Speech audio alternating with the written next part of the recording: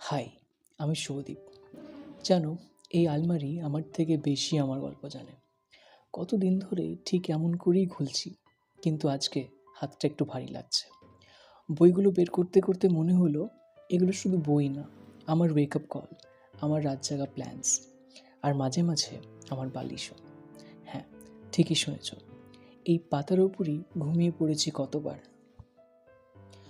কাপড়গুলো যেন আমাকে বলে উঠল, এবারও কি আমরা ঠিকভাবে ভাঁজ হয়ে থাকবো?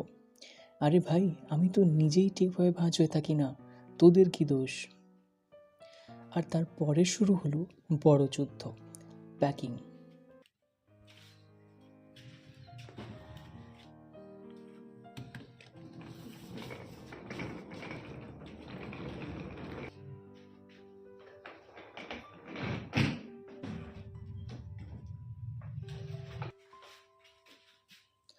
এক এক করে জিনিস ঢোকাতে ঢোকাতে মনে হচ্ছিল কত স্মৃতি যে এই ছোট্ট ব্যাগে গুঁজে ফেলছি।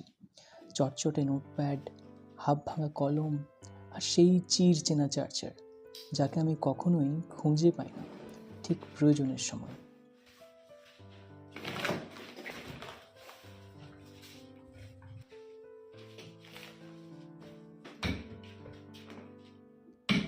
টেবিলটা খালি করতে করতে বুঝলাম এই জায়গাটা ছিল আমার নীরব আলাপচারিতার সঙ্গী।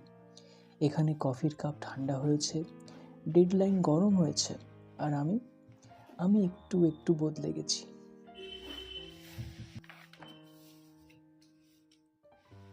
সব খালি করে যখন পেছনে তাকালাম, দেখলাম জায়গাটা খালি হলেও মনটা কিন্তু পুরো ফাঁকা নয়।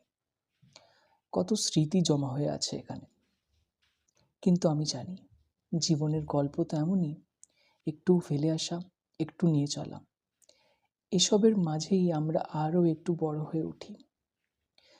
চলো তবে আরেকটা নতুন শুরুর দিকে।